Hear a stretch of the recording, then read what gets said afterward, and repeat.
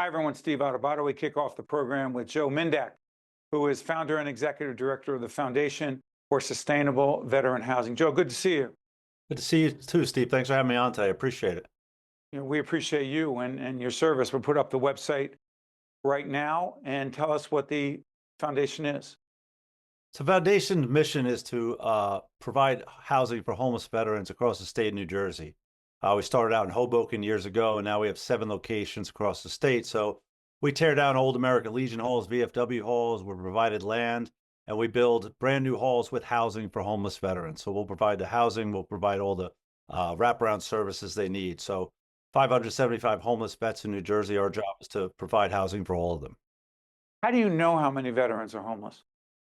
So we usually get it through the VA and services like that kind of count how many homeless people are out there at that day. They have a day of count. So right now it's about 575. That changes every year. They do it every year, kind of like a census. So they provide all that information through us, through some of our partners.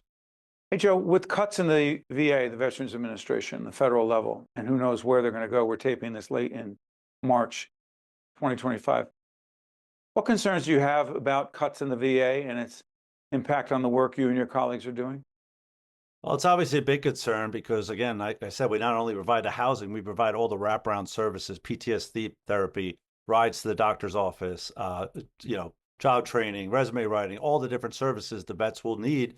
And obviously, we rely on the VA for a lot of those services. So we're waiting to see what kind of cuts they're going to do, and then how that's going to trickle down to the federal grants that we actually get to help build a lot of these facilities. So that could be a big issue for us moving forward. A lot of the money we get to build is from federal funding. What would you say to President Trump and Elon Musk, who at the time is an unpaid, unofficial, non-federal employee engaged in what's commonly referred to as DOGE, reducing federal government agencies, slashing federal government agencies, in some cases eliminating them? What would you say to the president and Elon Musk about your work and what they're doing? Efficiency in business is great, but you got to really look at each department that you're affecting, right? Obviously, certain things can be cut if they can be, but if you're going to cut something from the veterans, these people that served our country to let us all live here like the way we do, you got to be a little careful about which ones you're going to be cutting on. So the veterans is not one you should be touching right now. How'd you get into this, Joe? So I owned a magazine in Hoboken, and we would raise funds every month for a different charity. The American Legion came to one of those events. We were raising money for them, and they had got wiped out in Sandy, and nobody stepped up to help them. It was 2 years after Sandy, and they were still not in their home. So nobody came to help them. And I was a president of Rotary. We came to their aid, and we rebuilt their home. And then I found Monarch Housing, which is a partner of ours that helped provide some of the funding.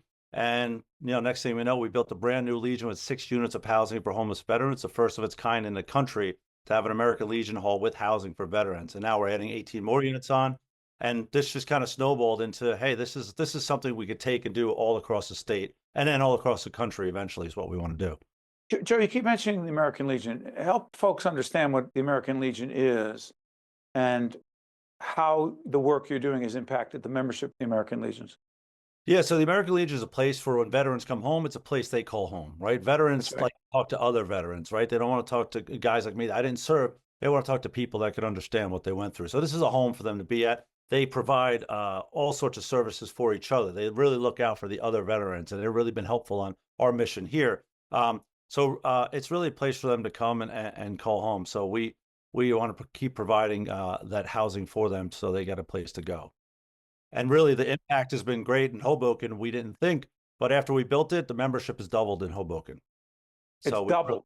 It's doubled since we built, because now we have a brand new hall. Some of the younger veterans are like, hey, I'm not hanging out in this old dilapidated, garage anymore. This is a brand new, beautiful hall. I had my 50th surprise party there, right? It's a beautiful hall for people to come to. So a lot of the younger veterans are saying, hey, this is a place I could come and feel at home, and then help with a lot of stuff. They're helping with social media, helping grow the Legion, helping get the word out there. So it's really been an impact.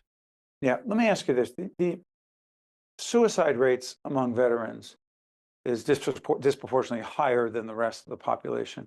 First of all, why is that? Second of all, you talked about so-called wraparound services around housing.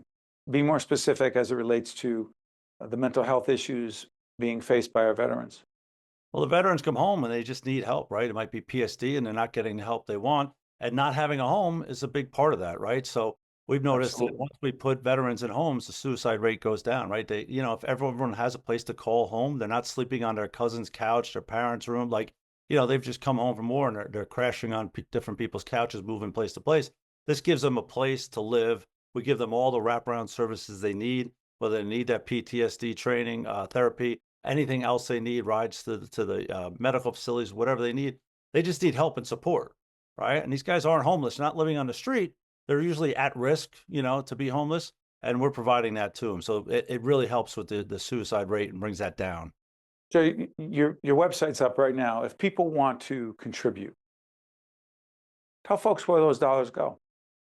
So our organization is all volunteer. So every dollar that you put in is going towards helping build those facilities. So what we do is we find the locations.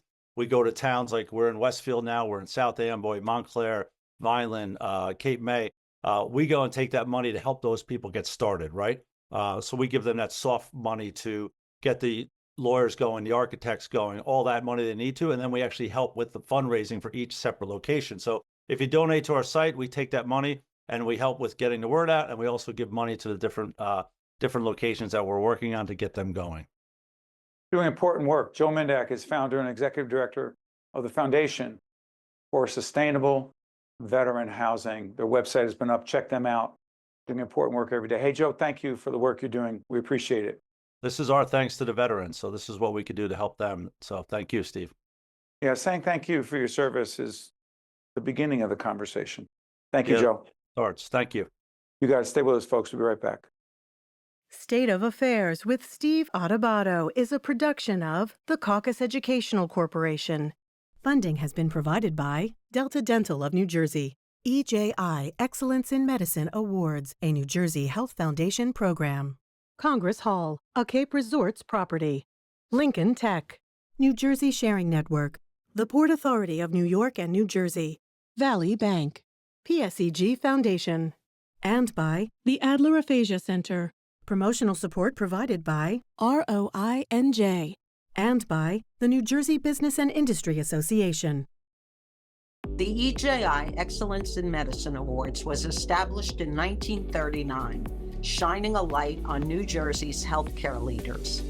Current awards include excellence in medicine, research, medical education, and community service. EJI also funds annual scholarships to medical, dental, pharmaceutical, and physician assistant students throughout the state. Learn more at ejiawards.org.